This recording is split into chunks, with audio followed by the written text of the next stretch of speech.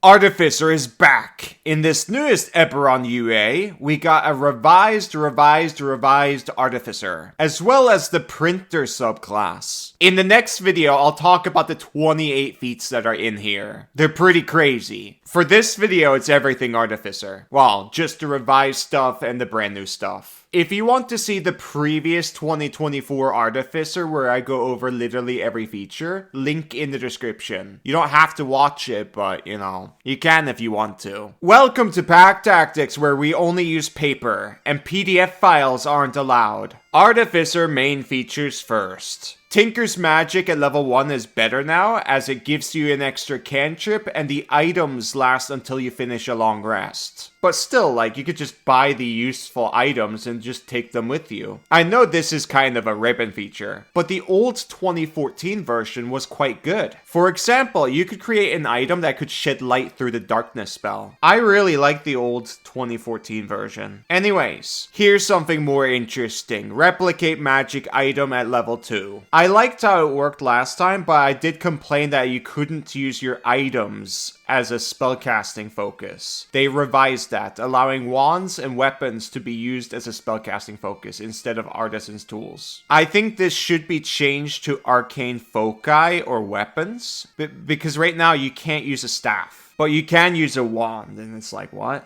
They also changed the item plan tables a bit. First, they added wraps of unarmed power, following the same scheme as +X weapons. This is great for monks and stuff. Additionally, the uncommon armor, wand, or weapon option was removed from level 6+. Instead, it now includes some generic items of those kinds, like +1 armor, wand of magic missiles and web, and the weapon of warning. I think that's smart because there's so many stupid items out there, and these are fantastic options. They did keep the uncommon wondrous item from level 10+, and the rare wondrous item from level 14+. Out of everything, those options actually have the craziest stuff, like Bag of Beans for example. But whatever, it's endgame stuff. You should be able to do crazy things at endgame. Level 10+ includes some new options, adding some rare armors, rings, a shield +2, weapon +2, and the wand of the war mage +2. They removed the part at level 14+, which allowed for any rare armors, wands, or weapons. At level 14, they added more rings, none of them are crazy, flame tongue, armor +2,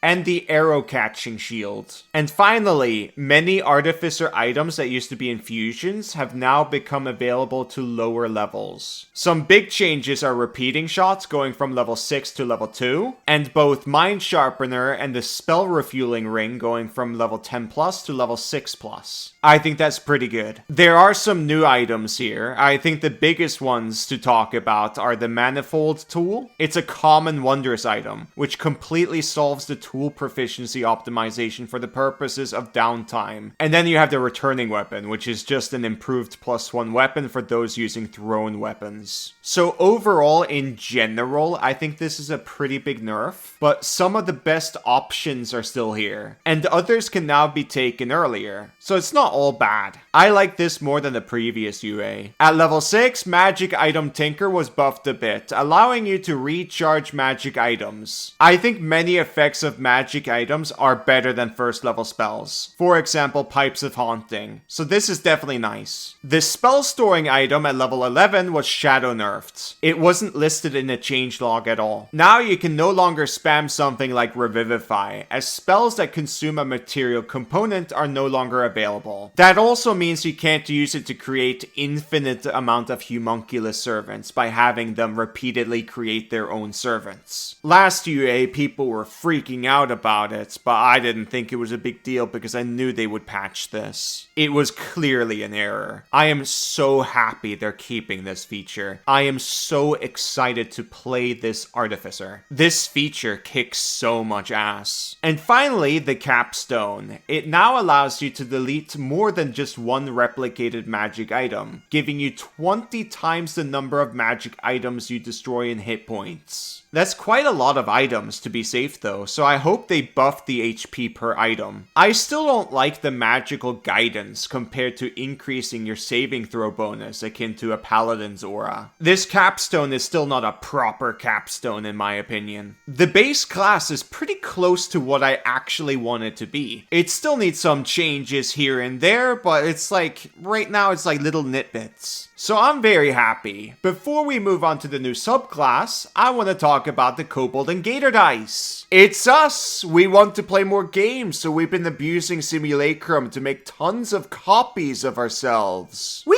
only play 3 games a week, which is not enough. Yeah, we want to be super gamers and play 100 games a week. Trust me guys, we're really good at rolling around and we're fair. I don't know about Gator though, he's a little bit of a griefer. Failure makes for funny memes though! I can't deny that, and some failure is part of storytelling. Anyways guys, we need your help. We need 500 more people to follow this on BackerKit to get these dice rolling. That way we can start the campaign properly. Follow the dice sets on BackerKit if you're interested in having your own little optimizers. All we need is 500 more followers and we're power gaming. Now, back to the video. We gotta talk about the Cartographer, the new subclass. I like to call it the Printer. They get proficiency in Cartographer's tools because of their special interest, and proficiency in Calligrapher supplies. They get to scribe scrolls in half the time. This is an amazing feature, 10 out of 10. You only need 4 hours to create first level scrolls, like a shield scroll for example. In 24 hours of downtime, you can create 6 first level scrolls. If you play an elf, you have the trans feature and can always create a scroll every day. You only need 4 hours of long rest. While you wait for the party to rest up, you could just finish a scroll easily.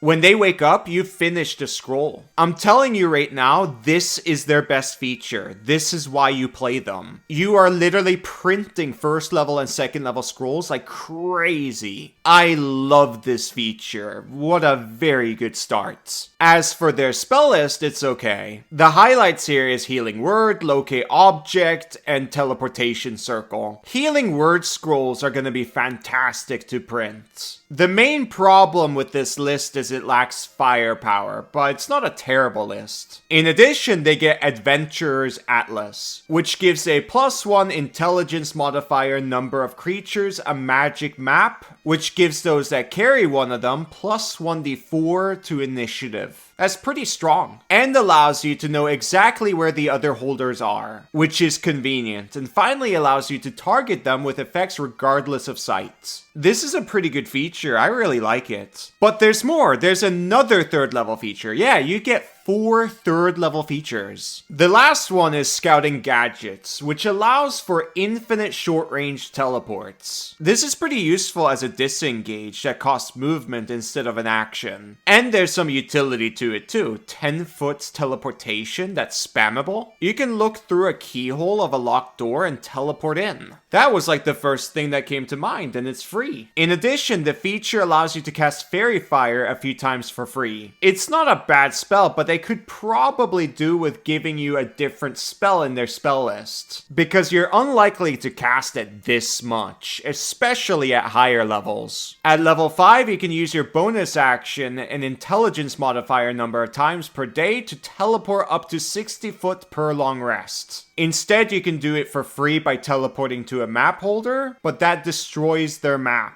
You would have to be in a desperate scenario to destroy their map. I don't recommend you ever do that unless you're actually out of resources and you're actually gonna die. But that specific scenario sounds extremely rare. This feature is pretty bad. At level 9, they get They get another teleportation feature. Why can they teleport 1,000 different ways? Finally, for their capstone at level 15, they get Superior Atlas. Safe Haven is quite disappointing. It's not even putting the holder at 1 HP. Stable doesn't mean much at level 15. And plus, I probably have hundreds of Healing Word scrolls at this point. And those scrolls are better than this feature. Unerring Path is kind of funny, but heavily probably overestimates how often you need to find the path in your average campaign. Unshakable Mind is really good. While one of your maps exists, taking damage can't cause you to lose concentration on your Artificer spells. This subclass starts pretty strong, but then it takes a nosedive and focuses heavily on the teleportation stuff. This subclass really needs offense. All the other Artificer subclasses gets an offense feature at level 5. This, for some reason, gets a teleportation feature, even though it already has a teleportation feature. They need to look at this subclass again, but that's basically everything for Artificer. Next video is 28 feats. End of video. Don't forget to check out the Kobold and Gator dice. We need followers. And one more thing. Almost heaven!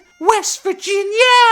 On the 15th of March, I'm going to be in Huntington, West Virginia. I'm going to play bagpipes live for St. Patrick's Day at the Jockey Club. So if you're in the area and you want to see me live, well, here's your shots. To optimize, if you mention pack tactics to the bartender, you'll get a 10% off your bar tab. I want to get you nice and drunk so my playing sounds better. I'm very rusty. Anyways, thank you for watching. Bye-bye!